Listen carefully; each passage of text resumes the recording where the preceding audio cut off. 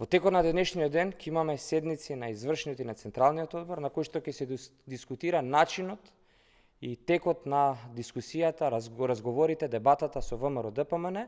Уште еднаш кога ќе потенцираме, добро е што Христијан Мицкоски и ВМРО ДПМН се согласуваат за уставните измени, затоа што со тоа ќе придонесеме заеднички да ја исполниме децениската аспирација на граѓаните, нешто што им го должиме на граѓаните, тоа е европскиот пат на државата.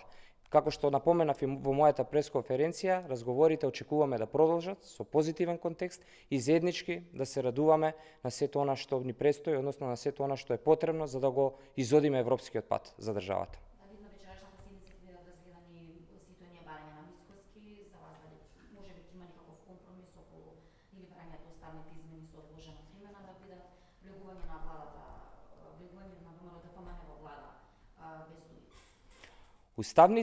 Одложеното дејство на уставните измени за нас е прифатливо до одржување на втората меѓувладина седница, тоа впрочем го има и во преговарачката рамка, така да на вечерашната седница на извршниот одбор и на Централниот одбор ќе се дискутира конкретно за начинот и продолжувањето на дискусиите и разговорите со ВМРО ДПМН.